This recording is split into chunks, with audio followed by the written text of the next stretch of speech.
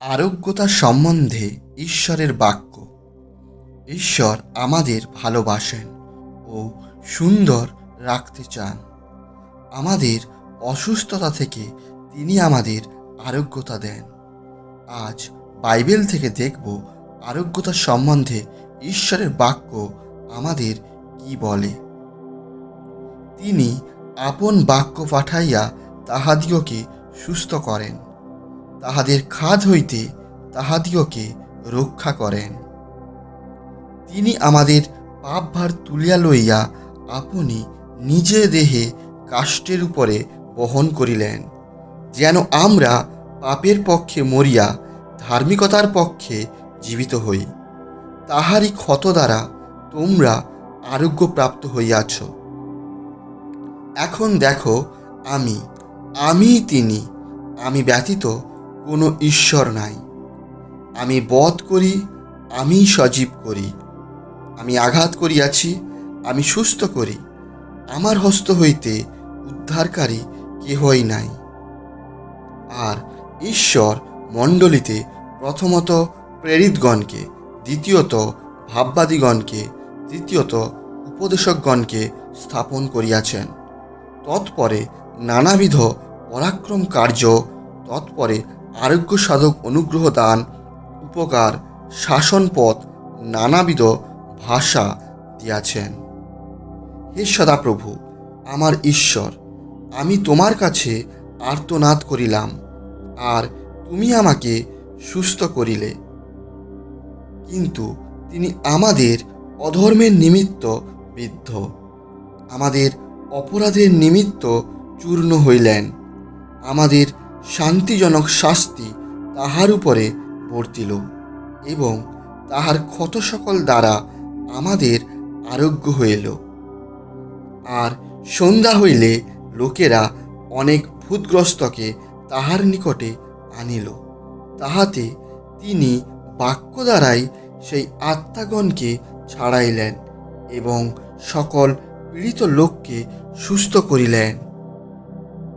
কিন্তু লোকেরা তাহা জানিতে পারিয়া তাহার পশ্চাৎ গমন করিল, আর তিনি তাহাদিওকে সদয়ভাবে গ্রহণ করিয়া তাহাদের কাছে ঈশ্বরের রাজ্যের বিষয় কথা কহিলেন, এবং যাহাদের সুস্থ হইবার প্রয়োজন ছিল তাহাদিগকে সুস্থ করিলেন। তিনি ভগ্নচিত্ত দিগকে সুস্থ করেন, তাহাদের ক্ষত সকল বাঁধিয়া দেন। পরে যীশু সেই শতপথীকে কহিলেন, চলিয়া যাও, যেমন বিশ্বাস করিলে তেমনই তোমার প্রতি হোক। আর সেই দণ্ডেই তাহার দাস সুস্থ হইল। ফলত নাসরতীয় যীশুর কথা কিরূপে ঈশ্বর তাহাকে পবিত্র আত্মাতে ও পরাক্রমে অভিষেক করিয়াছিলেন।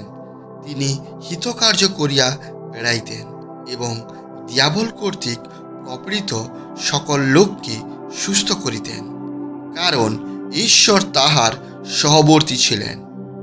ভয় করিও না, কারণ আমি তোমার সঙ্গে সঙ্গে আছি।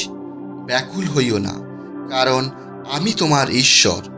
আমি তোমাকে পরাক্রম দিব, আমি তোমার সাহায্য করিব।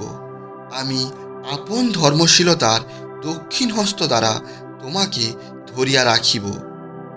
আর সদাপ্রভু তোমা হইতে সমস্ত ব্যাধি দূর করিবেন, এবং মিশ্রদের যে সকল উৎকট রোগ তুমি জ্ঞাত আছো তাহা তোমাকে দিবেন না, কিন্তু তোমার সমুদয় বিদ্বেষীকে দিবেন। তখন একজন ভূতগ্রস্ত তাহার নিকটে আনিত হইল, সে অন্ধ ও গোঁগা, আর তিনি তাহাকে সুস্থ করিলেন। তাহাতে সেই গোঁগা কথা কহিতে ও দেখিতে লাগিল। হে সদাপ্রভু, আমাকে কৃপা করো, কেননা আমি ম্লান হইয়াছি। হে সদাপ্রভু, আমাকে সুস্থ করো, কেননা আমার অস্থি সকল বিহল হইয়াছে। আমার প্রজারা, যাহাদের উপরে আমার নাম কীর্তিত হইয়াছে, তাহারা যদি নম্র হইয়া প্রার্থনা করে ও আমার মুখের অন্বেষণ করে এবং আপনাদের কুপথ হইতে ফিরে, তবে আমি স্বর্গ হইতে তাহা শুনিব, তাহাদের পাপ ক্ষমা করিব ও তাহাদের দেশ আরোগ্য করিব। তুমি যদি আপন ঈশ্বর সদাপ্রভুর রবে মনোযোগ করো, তাহার দৃষ্টিতে যাহা ন্যায্য তাহাই করো, তাহার আজ্ঞাতে কর্ণ দাও ও তাহার বিধি সকল পালন করো, তবে আমি মিশ্রদিওকে যে সকল রোগে আক্রান্ত করিলাম, সেই সকলেতে তোমাকে আক্রমণ করিতে দিব না, কেননা আমি সদাপ্রভু তোমার আরোগ্যকারী। তিনি তোমার সমস্ত অধর্ম ক্ষমা করেন, তোমার সমস্ত রোগের প্রতিকার করেন। তোমাদের মধ্যে কেহ কি রোগগ্রস্ত, সে মণ্ডলীর প্রাচীন বর্গকে আহ্বান করুক, এবং তাহারা প্রভুর নামে তাহাকে তৈলাভিষিক্ত করিয়া তাহার উপরে প্রার্থনা করুন। চলো আমরা সদাপ্রভুর কাছে ফিরিয়া যাই, কারণ তিনি বিদীর্ণ করিয়াছেন, তিনি আমাদিগকে সুস্থও করিবেন। তিনি আঘাত করিয়াছেন, তিনি আমাদের ক্ষত বন্ধনও করিবেন। পরে যীশু সমুদয় গালিলে ভ্রমণ করিতে লাগিলেন। তিনি লোকদের সমাজগৃহে উপদেশ দিলেন, রাজ্যের সুসমাচার প্রচার করিলেন, এবং লোকদের সর্বপ্রকার রোগ ও সর্বপ্রকার পীড়া ভালো করিলেন। তোমরা আপনাদের ঈশ্বর সদাপ্রভুর সেবা করিও, তাহাতে তিনি তোমার অন্ন জলে আশীর্বাদ করিবেন, এবং আমি তোমার মধ্য হইতে রোগ দূর করিব। সত্য, আমাদের যাতনা সকল তিনি তুলিয়া লইয়াছেন, আমাদের ব্যথা সকল তিনি বহন করিয়াছেন। তবু আমরা মনে করিলাম তিনি আহত, ঈশ্বর কর্তৃক প্রহারিত ও দুঃখার্ত। হে সদাপ্রভু, আমাকে সুস্থ করো, তাহাতে আমি সুস্থ হইব। আমাকে পরিত্রাণ করো, তাহাতে আমি পরিত্রাণ পাইব, কেননা তুমি আমার প্রশংসা ভূমি। যীশু তাহা জানিয়া তথা হইতে চলিয়া গেলেন। অনেক লোক তাহার পশ্চাৎ পশ্চাৎ গমন করিল, আর তিনি সকলকে সুস্থ করিলেন।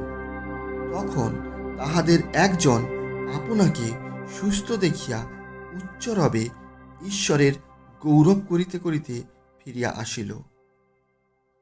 ঈশ্বর প্রত্যেককে আশীর্বাদ করুক। আমেন।